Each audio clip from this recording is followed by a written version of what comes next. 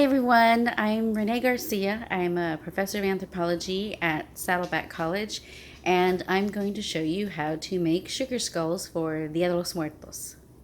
So the first thing I do is I just get any kind of cardboard. It can be birthday present cardboard. And I just want to cut them up into squares that will fit the mold size. These are the molds that I like to use. These come from the Mexican Sugar Skull Company, and they actually look like this. So this is the face, and you notice there's no indication of nose or teeth, but the eyes are kind of deep, and I just love the shape. I think it's really cool. It's a lot more interesting to me than like the regular skull, I guess. And this is the back, so that eventually you will put these two together once the sugar is complete, and then you'll have something like this. So I'll show you that. So now I've cut out all of my cardboard pieces that I'm going to use to put the sugar mold on top of. So let's get started with the mix. So when you order the molds, on the back you also get the recipe. And the recipe is really easy to follow. 1 teaspoon meringue powder for every cup of sugar and 1 teaspoon of water. Okay, now let's assemble the ingredients.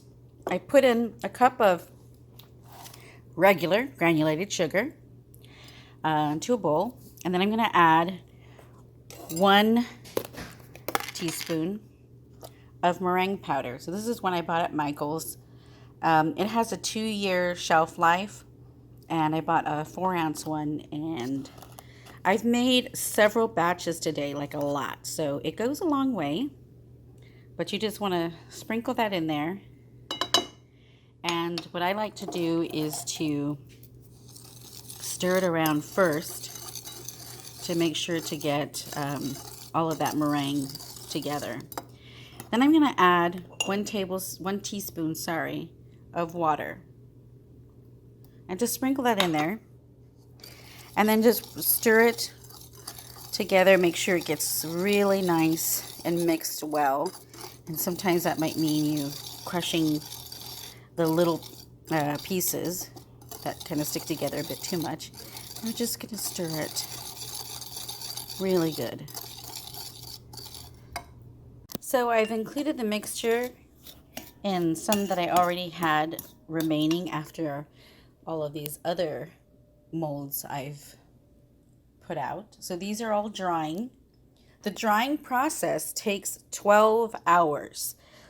And you want to do this on a warm day, not when it's humid and not when it's raining, because they will just collapse. They will not firm up. So we're going to just kind of mix it really well together. And then I'm going to fill the mold. You want to make sure that the mold is really full all the way to the top. Then skim off the excess, and you'll notice that the sugar comes all the way to the top. Because once you put these together with royal icing, you want them to fit as snugly as possible. So then I'm going to take my piece of cardboard, and I've already got a couple here, and I'm just going to flip it over carefully with one hand. Normally you do this with 2. And lift up, and there it is. So I'm just going to leave these out, like I said, for 12 hours, and tomorrow we'll do royal icing. I'll make that up and then put them together. So now for the part of assembling the 2 halves. So this is the dried version of the front of the skull, and this is the back version. And this is one of the finished products. So I mixed royal icing, that's it here, and I mixed it according to the recipe. Oops.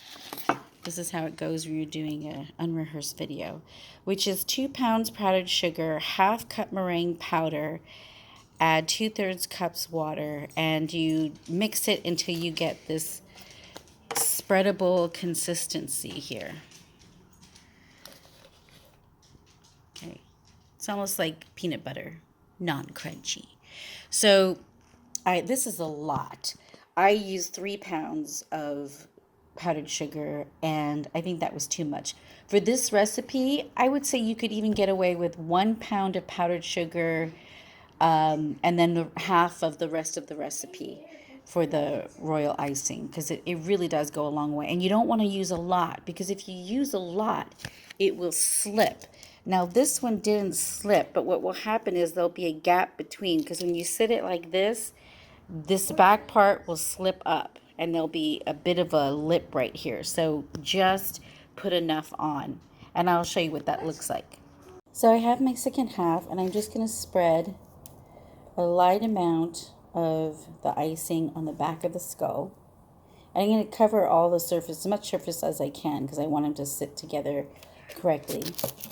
And I'm going to take the head, the face part, and I'm just going to push them together. And then I'm going to let it sit like this for 12 hours. You can see this one's crumbling up because, well, this was one of my mistakes. When the sugar does not mold correctly, it starts to crumble. So even putting it together, you'll get this kind of like, if I push too hard, it'll start to crumble. This was not one that held out of all the other ones. This is one that held much better. See, it's firmer. If I push in, it doesn't budge. And that's what we want. And this one you'll see has a bit of, there's some of the royal icing that's squished out. That's okay. We can do something with the design. I also use, for when I paint my skulls, I also like to use these kinds of things. I like to use, what's it called? T-shirt or fabric paint. I feel like these do such a good job on the skulls, and they stay forever. So this is one that is about 10 years old, and the sugar is really solid. I mean, you'd have to scrape it really hard to get it off. And this is the fabric paint, so it lasts a long time. So this is about 10 years old. This one is probably only about 6 years old, and it's only black except for the glitter lips, which I love. So they last a long time. So you can give them as gifts. This is one my daughter Jane made the other day. So this is only like a week old. And here's another one, which I really love. So these are flowers that you can get at Michael's, and you can get them in a pack, and they're so cute. And you can use the royal icing to glue them on, or you can use the fabric paint just as easily. So I've also got some feathers that I bought there, and some of my friends put feathers on theirs. But it's fun, and it's easy to do, and they last a long time. Thank you. So now I'm just going to show you how I use this this fabric paint. I just want to test it out a little bit on the table or wherever you're doing it, just to make sure that it's going to work well. And I got sticky glue on my fingers. Those feathers not leaving my fingers.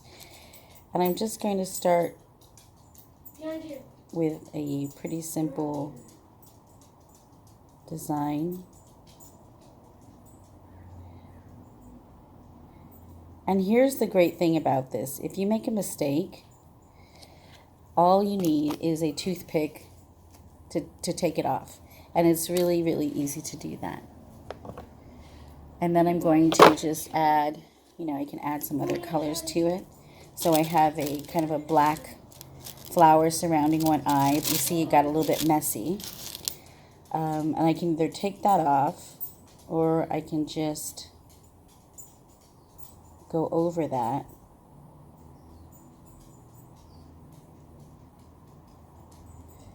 And you can't even tell.